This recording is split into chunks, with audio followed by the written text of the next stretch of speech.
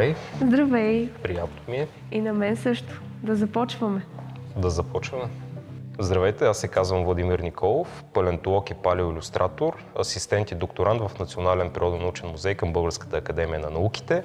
Занимавам се с изследване на костните тъкани на фосилни гръбначни животни и участвам активно в проучването на динозавровото находище, което преди няколко години беше открито край град Трън. А днес имам така удоволствието да си поговорим за пресечните точки, кръстопътя между науката и изкуството. Сияна, добре дошла в Националния природонаучен музей. Благодаря. Здравейте, аз съм Сияна Дамянова и съм артист към проекта Кабинетът на любопитствата. Искам да ти благодаря, че си тук днес, за да обсъдим нашите допирни точки и, разбира се, да зададем малко въпроси. Аз ти благодаря за поканата. Разкажи ми какво представлява всъщност палеонтологията и какъв е процесът на работа? Палеонтологията е една доста така интересна природна наука, която много учени, които се занимават с природни науки, смятат за една доста така софт сфера на изследване. Палеонтологията е науката, която се занимава с изследването на древния организмов свят, как той се е променял във времето, как е еволюирал и връзката на този организмов свят с природната обстановка, която също се е променяла през течение на геоложкото време. А как палеонтолозите изследваме тези древни организми?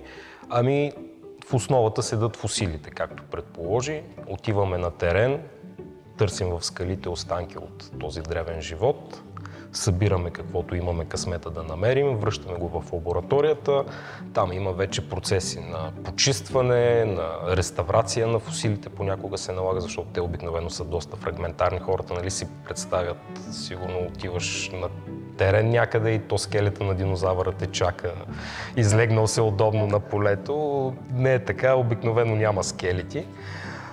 И вече след като сме почистили фосилите, подготвили сме ги, започваме да ги изследваме с най-разнообразни анализи и колкото повече се развиват технологиите, колкото повече се развива науката, толкова повече методи навлизат в палеонтологията и тя става една доста така интердисциплинарна наука в крайна сметка. Предполагам, в изкуството също го има този момент. Не знам, ти ще кажеш дали е така. Ами разбира се, новите неща навлизат доста бързо в изкуството, даже то се опитва да ги догони. И се получават доста интересни резултати, но със сигурност при вас е доста по-концентрирано в една посока, докато при нас варира в много широк кръг от сфери. Да. Предполагам, че е нормално, да, изкуството му липсват някои ограничаващи фактори, които науката, за да постига резултатите, които има, трябва да се съобразява с тях, но пък не знам, според мен това винаги е било едно нещо, което насърчава креативността, това да имаш някакви граници, в които да работиш, защото ако махнеш границите, да, ти можеш да правиш абсолютно всичко, но понякога тези граници, които съществуват, са много така мотивиращи, за да намериш оригинален начин да изразиш идеята си. Естествено, това го има и в науката. Доколкото знам, ти си изучавал изкуство. Как си стигнал от изкуството до палеонтологията? Ами, да, може да се каже, че съм изучавал изкуство. За мен, да го кажем така, няма да говоря за изкуство, за рисуване ще говоря. Така ще се го нарека. За мен рисуването и палеонтологията вървят ръка за ръка още от най-ранното ми детство. Всъщност някои от първите ми спомени, които имам, са как се опитвам на едни салфетки да рисувам някакви неща. Бил съм на няма и на 3 годинки. Вече после на 5 се запалих по динозаврите, благодарение на Jurassic Park. Ето един пример как една форма на изкуството, един филм може да вдъхнови някой да се занимава, нали, с наука. И понеже тогава вече рисувах, нямах толкова много енциклопедии, нямах играчки с динозаври, които така да начесват крастата ми за знания, свързани с тези животни. Аз си ги рисувах и с течение на времето открих, че има едно цяло такова направление в научната илюстрация, да го наречем, което се нарича палеоарт и, нали, се занимава с рисуване на такива животни. И когато дойде момента да записвам гимназия, аз имах два избора общо взето. Единият беше да отида в природно-математическа гимназия, например, някъде в Пловдив, защото аз съм от Пловдив, където да уча биология, което да ми помогне напред във времето, ако искам да ставам палеонтолог. Другото беше да си развивам рисуването. И аз реших, че ще избера рисуването и записах театрален, кино и телевизионен декор в Националната гимназия за сценични и екранни изкуства в Пловдив. С идеята там, нали, да натрупам някакви знания, които да ми помогнат конкретно за рисуването на динозаври, това, което мен да рисуваше. И така. Какви са спецификите при палеоарта и какво точно представлява? Ами, сега това е един доста обширен въпрос, една тема, нали, която дори в световен мащаб хората, които се занимават с палеоарт, обсъждат. Най-общо казано, палеоартът е опитът на художника да реконструира която и да било древна форма на живот, позовавайки се стриктно на научните данни, с които разполага в момента. Тоест, това е научно акуратната репрезентация на древните форми на живот и на средата, която те са обитавали, като на практика голяма част от цялото занимание изключваме самите фосили, нали, които служат за основа на рисунката, и ние черпим вдъхновение от света около нас и се опитваме това да го екстраполираме назад във времето към едни отдавна отминали епохи, за които можем да разберем само изследвайки следите, които са останали в скалите. И тъй като споменах за вдъхновение, ти също в твоята работа черпиш вдъхновение от природния свят, от природата. И какво те накара да се захванеш, да проучваш, да разнищваш именно тази тема? Сега трябва да гледам в него, нали, не в камерата. Да. Значи, в самото начало, когато започвах да се занимавам с изкуство и скулптура, беше важно да си намеря началната точка, откъде да тръгна, защото има го това нещо, че всичко може. И трябва да имаш някаква селекция. И моят професор ми каза, че ако се чуда, да погледа в природата. Mm-hmm. И тези негови думи се превърнаха в нещо, което правя с години. И от стадо овце, които правих като дипломна работа, исках да продължа темата. А това ме вълнува като заобикалящия ни свят. В случая, когато живеем в градовете, живота ни не изглежда така. Но излизайки малко от града, вече природата преобладава. Mm-hmm. А пък там има много неща, за които можеш да се хванеш. И много теми, много проекти. Ми идват като идея, просто само като мина и погледна природата. За мен е вдъхновяващо. Да, това наистина много така интересно звучи. Обръщаш внимание на един факт, нали, ти казваш, нали, градовете не са... В смисъл, те не, че не са част от природата, но са някакси стерилни и дори за нашия вид живеенето в градска среда, това е нещо, което се е появило твърде скоро, съвсем нова среда е, нали, докато природата, това, което обясняваш, цялото това вдъхновение от естествения свят, то е много по-нормално за нас. И може би очаквано да търсиш вдъхновение в нея. Ти спомена, че за дипломната си защита си направил един проект, свързан с овце. Каза, че си скулптор. Да. В какъв материал изработи тези овце и въобще какъв ти е работния процес, методологията, която ползваш? Значи, преди да започна, отидох на терен да ги видя. Направих кадри, наблюдавах ги. Беше ми интересно самия им процес на полето, какво точно правят. След това се върнах в ателието и ги изработих от гипс, като направих една, която е модулна, и от нея разпаднах частите и започнах да ги сглобявам като отделни овце с отделни движения, понеже при тях има доста характерни движения, като ставане, лягане, ходене, и исках да покажа всичките движения и едновременно с това те да са в едно цяло като стадо. Аз като пълен лайк да питам, ти каза, че си ги изработила от гипса. Преди да стигнеш до гипса, предполагам, има от глина си изработила някакъв модел или директно има начин как да произведеш тези елементи, модулните, които спомена от гипс? Да, значи процесът е, прави се арматура, след това се прави от глина овцата, след това се прави кълъп и от кълъп вече може да се излива и се правят отливки. Доста трудоемък процес. Прямо отливките и частите ми е интересно как, когато намерите само една част от дадено животно, може да сглобите цялата му визия. Това е супер въпрос, който абсолютно всеки, който научи, нали, че се занимавам с рисуване на динозаври, в следващия момент, като му кажа, че тук в България не намираме скелети, а отделни кости от динозаври, човек се интересува, нали, хубаво е, ако намериш една единствена кост от животно, чието скелет, например, включва 300 или там колкото са кости, как така знаеш как да го нарисуваш?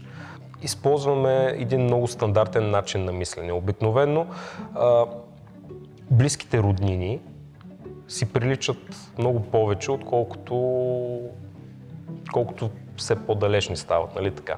И с животните е така. Понякога ние нямаме пълния скелет на животното, което искаме да реконструираме, обаче костите, които намираме, те ни дават, в случая говоря за динозаври, нали, но това важи и за други форми на живот, не е задължително да са динозаври. Костите, които намираме, ни дават достатъчно белези, за да разберем това животно към коя по-голяма група спада, съответно ние знаем кои са неговите роднини. И поне някой от тези роднини е достатъчно добре запазен, за да имаме някаква идея за общата форма на тези организми. Но общо взето това е едното нещо, което използваме, данни за близки роднини на животното, което се опитваме да нарисуваме, а другото, което е, виждаме кои са най-близките съвременни роднини на тези животни, те как изглеждат, как се държат като поведение, защото в палеоарта не само анатомията трябва да включим, ами нали и някакво реалистично поведение на това животно. Ние наблюдаваме съвременния свят и естествено пак с обосновани решения екстраполираме тази информация към миналото. Би ли казал, че в случая на научните илюстрации и по-конкретно на палеоарта, изкуството подпомага напредъка на науката? Всъщност се е случвало, да. Има случаи, в които изкуството, или конкретно палеоарта, защото говорим за палеонтология, е подпомагал научния напредък и ще дам само няколко примера. Преди около, сега не знам колко станаха вече, 10-12 години да речем, един британски палеоартист беше нарисувал една творба, която включваше два хищни динозавъра, големи, които са захапали един по-дребен дългошиест динозавър, единия за врата, другия за опашката и го носят. И преди около 5-6 години излезе едно изследване, палеонтолози са се зачудили, възможно ли е наистина тези две животни да повдигнат такава тежест и да я носят така, нали, вдъхновени от картината. И са направили моделите, изчисленията и се оказва, че възможно е, обаче животното трябва да бъде с не знам си колко процента по-дребно. И после художника отиде и направи нова версия, понеже то беше digital art, нали, по-лесно е за обработка и промени, и беше направил абсолютно същата картина, просто с един малко по-малък динозавър, за да е абсолютно всичко научно точно. И се оказва, че една творба е провокирала една научна статия, която си е публикувана в научно списание, дава ни някаква информация за биомеханиката, за поведението дори на тези животни.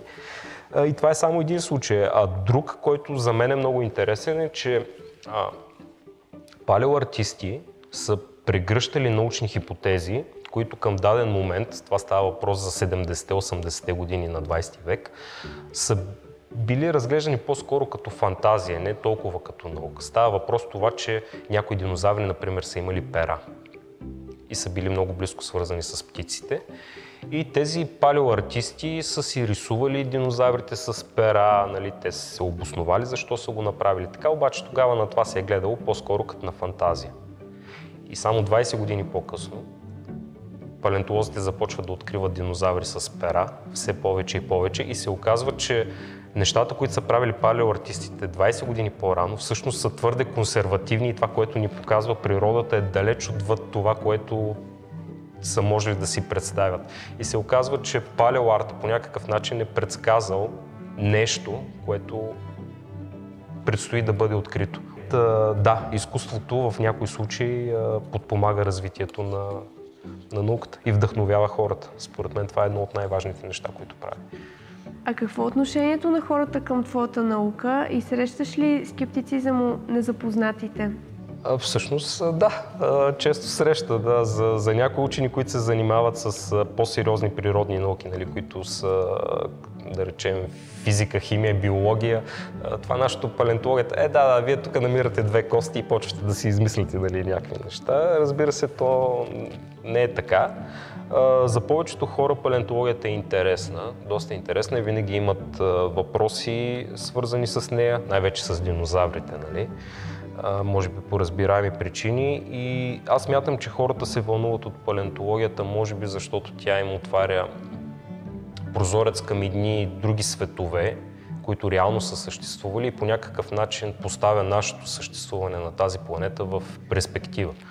Не знам, може би е комплексно отношението на хората към палеонтологията. На повечето от тях смятам, че им е трудно да видят ползата от това някой да се занимава с палеонтология и да влагаме време, усилия и средства в развитието на такава наука. Разкажи ми за момента на откритие, когато попаднеш на някоя вълнуваща нова находка. Момента на откритие може би е една от основните причини хората, които имаме интерес към науката, да се занимаваме с наука, защото е нещо много специално. Не просто следващия момент, когато вече това знание стане общо достъпно, но конкретният момент, когато ти си абсолютно единственото човешко същество в цялата Вселена, което знае нещо ново, и за мен един такъв момент беше, колкото и странно да звучи, не откриването на някой кос от динозавър, въпреки че и тези моменти бяха много вълнуващи. Най-вълнуващия момент беше, когато работих тук в палеонтологичната лаборатория в музея. След една от експедициите ни в Трън почиствах една много фрагментарна динозавърска кост и докато я почиствах, нещо ми блесна в седимента до нея. Помислих, че е зъб, естествено спрях там грубата работа, взех една малка игла и тръгнах да чистя, и това парченце, което мислих, че е зъб, просто се оказа нещо като една малка тръбичка, която се изтърколи. Аз естествено я прибрах в една епроветка, изключително много ми заприлича на кост, не бях сигурен, изтичах при колегите. Седнахме на една лупа бинокулярна, което на практика си е микроскоп, и погледнахме и това се оказа кост от крачето на жаба. И това беше първата жаба от времето на динозаврите, която е откривана в България. И беше момент на неописуема радост за мен, защото ние до този момент се надявахме да намерим останки от такива животни, защото дребните животни, те ти отварят един съвсем различен прозорец към света от това време. Много по-различни като информация и данни от това, което можеш да получиш от динозаврите. Нали? И ние не знаехме дали ще намерим такова нещо, и в момента, в който го открихме, това беше изключително вълнуващо. Аз после 2 седмици ходих по, как се казва, по облаци, така, толкова вълнуващо беше. Наистина, момента на откривателството е нещо много специално. В момента, в който откриеш нещо ново, просто търчиш при колегите и им казваш, нали, дори на приятели, на семейство, на всички разказваш. Не, че тя ги интересува, но просто ти трябва да споделиш, нали, това, което си открил. Ми е любопитно при теб в изкуството, има ли го този момент, когато имаш някаква идея за творба, когато самата творба почне да се получава, обаче никой още не знае за нея. Ти искаш ли да го споделиш това нещо? В моят процес има доста експеримент и когато съм решавала да участвам в изложби и съм споделяла, вълнувало ме дадена тема и аз я споделям, за да може да ми дойдат други идеи, съвети, за да се развие самата работа, защото понякога, когато аз съм сглъбена в една тема и не виждам, то може да е много лесно продължението й, но ми трябва друго мнение, за да мога да продължа напред. Има го този период. И в изложбите, особено когато знаеш, че твоята работа ще се гледа, че трябва да отговаря на дадена тема, имаш доста въпроси и когато споделяш, това помага. Тоест, ако разбирам правилно, ти търсиш различна перспектива, която идва от коментарите на твои колеги, например, преподаватели и така нататък. Така ли? Правилно ли схващам? Да. Когато имам затруднение, те доста ми помагат, за да продължа напред. Знаеш ли, това е много интересно, защото и в науката има един такъв процес. Научното изследване завършва с публикуване на научните данни, нали, под формата на научна статия, само че тази статия преди да се публикува, тя минава един процес, на който се изпраща на твои колеги, специалисти по това, което ти си работил, за да ти кажат дали си свършил добре работата, дали нямаш някакви грешки, нещо, което си пропуснал, не си видял и нали, за да можеш да си оправиш статията и това, което излезе да бъде обективно коректно. Това доста ми напомни на нещата, които ти описваш в изкуството и е доста интересно като процес. Науката има едно по-практично значение за хората. Палеонтологията как би могла да бъде полезна за обществото? Аз сега това ме поставя в много такава трудна позиция да отговоря, защото рискувам да се компрометирам, че от нас полза няма съществена. По принцип, моето мнение е, че знанието само по себе си е важно и особено, що се касае до фундаментална наука, каквато се явява и палеонтологията, не е важно да има някакво пряко практическо значение. И въпреки това, индиректно, палеонтологичното знание има полза за обществото. Най-малкото, защото ни дава информация какво се е случвало в миналото, как се е случвало и ние това можем да го екстраполираме към съвремието, нали? Да разбираме промените, които се случват в света около нас. Другото, което е, палеонтологични данни се използват при търсенето и проучването на определени природни ресурси, полезни изкопаеми, които седят в основата на развитието на нашата цивилизация, на индустриалната революция. В някакъв етап от човешката история, преди век и половина-два, благодарение на такива палеонтологични данни, са се откривали находища на въглища, нефт, газ и така нататък. Всички тези ресурси, които за добро или за лошо са задвижили нашия прогрес. А любопитство или страх буди от теб това, което откриваш в миналото? И двете. Аз се ровя в миналото именно заради любопитство, защото искам да знам. Не знам дали си гледала досиетата Хикс. Там в кабинета на главния герой има един плакат, на който пише "Искам да вярвам", аз искам да знам. И любопитството определено е една от водещите мотивации за това, но в последните години по-скоро това, което научавам и това, което знаем, ме кара да се страхувам за бъдещето, защото наистина се случват безпрецедентни промени в момента, такива, които са причинени от нас. Наистина страшното е, че ние нямаме аналог за тях, но най-доброто, което имаме до аналог е палеонтоложкото и геоложкото знание. Ние знаем какво се е случвало в миналото и можем да използваме цялото това знание, за да намалим щетите, които причиняваме на естествения свят в наши дни и така да съхраним по-голяма част от него.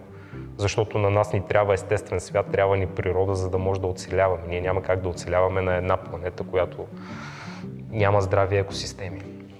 Да, говорейки за любопитство, разкажи ми как тълкуваш ти темата на проекта ви "Кабинетът на любопитствата".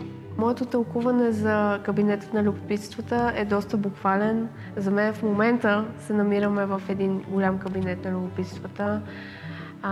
И когато Биляна ме покани да участвам в този проект. Той доста добре съвпадна с моите разработки на този етап, които са с животински копита. И факта, че в момента седа тук, това си мисля, че самото ми седене и гледането на тези артефакти около нас би променило работата ми, идват ми други идеи. Така че ще видим какво ще се случи накрая. Значи и ти си любопитна какво ще излезе от целият процес. Да. А не смяташ ли, че това е по-естественият начин да се развие един творчески процес? Поне съдейки по моя ограничен опит, една идея никога не изглежда в финалната си форма така, както е изглеждала в началото. Да, смятам. За мен идеята сама по себе си да я измислиш не е достатъчна. В повечето случаи и не се получава, поне при мен. Винаги има работа, експеримент и чак тогава се получават нещата. Добре, значи ако ти задам един философски въпрос, идеята или крайният резултат, за тебе по-скоро крайният резултат е по-същественото нещо, отколкото самата идея. Според мен идеята, ако имаш една идея, трябва да, примерно, ако измислиш нещо, то няма да е това нещо. Трябва да го разработваш и да стигнеш до крайния резултат. В моят процес има селектиране и колекциониране на идеи. Та в тази връзка, може ли да се каже, че колекционирането е аспект на научната дейност? Ти самият колекционирал ли си някога интересни фосили или минерали? Колекционирането всъщност е основна част от научната дейност, поне на хора, които се занимават с палеонтология, биология, геология. Ние сме в момента в Природонаучен музей. Всички тези животни, които виждаш около нас, те са част от научна колекция.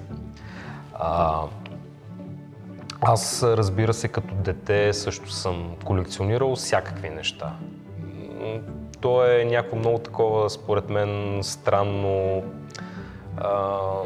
привичка на хората да колекционират някакви неща, да ги притежават, да си ги имат, ако е възможно да са по-разнообразни, по-интересни.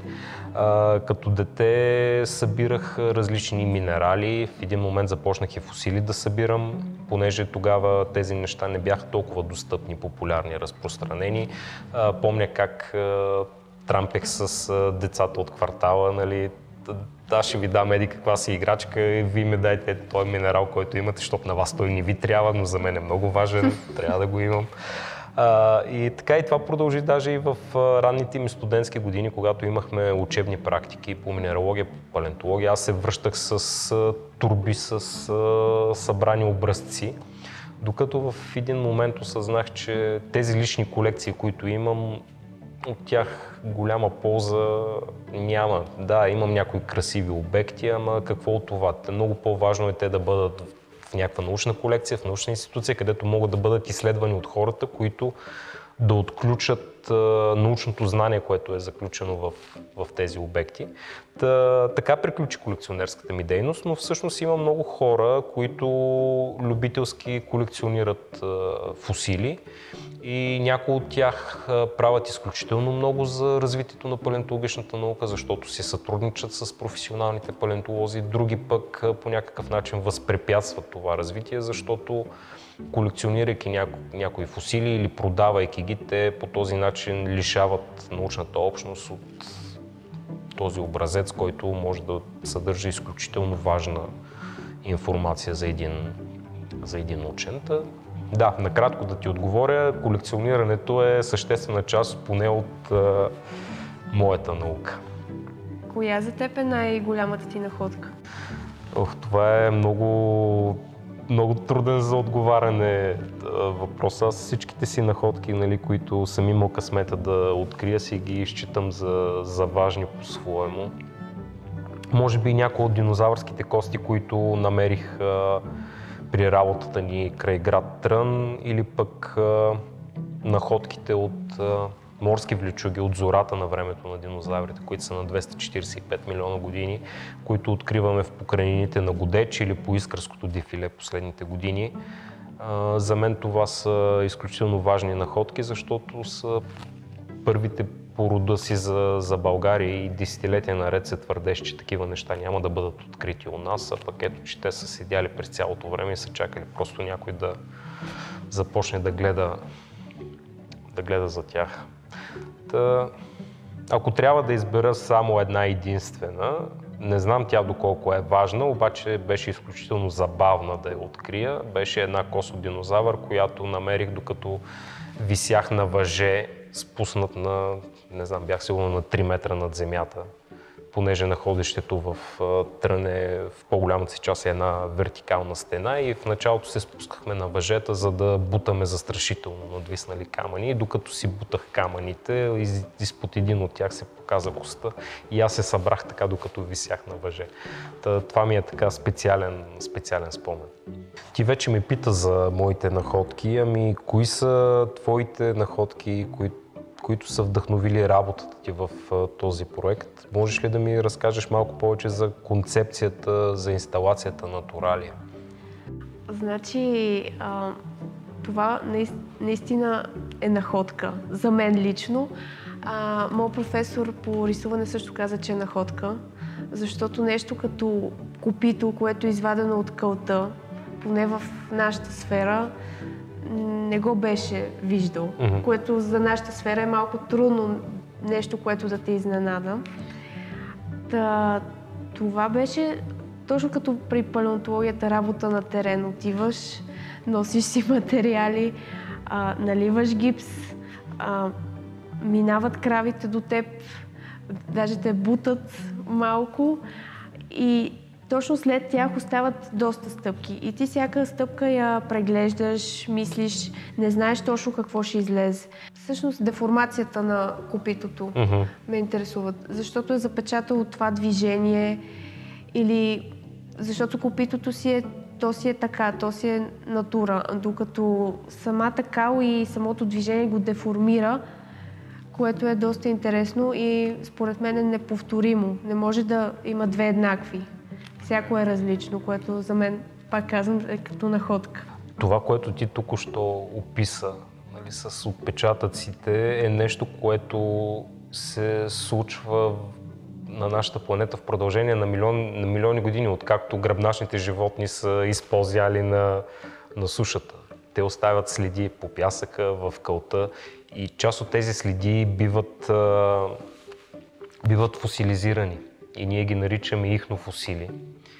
И наистина целият този процес който описам, ми напомня за ихнофосилите, за това как живите организми остават следи, които се запечатват във времето и всяка една следа е уникална, именно заради тази интеракция между живото същество, животното и субстрата, който е под него. Това е нещо, което наистина ми направи впечатление в твоята работа. Още когато видях снимките, нали, концепциите, които имаш за това нещо, аз бях, това прилича на ихнофосил, на палеонтология, отпечатък от стъпка. То в случая крава, мисля, че спомена, точно че така, крава, обаче то съвсем спокойно може да бъде и динозавър. И дори принципа, който описа, нали, как отиваш на терен там с кофите, с гипси, взимаш отливки, палеонтолозите дълго време сега, нали, има по-модерни методи, които просто сканират повърхността и правят дигитални модели на отпечатъците. В миналото е било, намираш отпечатъка, отиваш там с гипса, взимаш отливката и я връщаш в музея. Така че ти спокойно прилагаш някакви такива по-ранни палеонтологични методи в своята си работа. Бих искал да те попитам какво всъщност е посланието, което целиш да отправиш със своята творба на Туралия?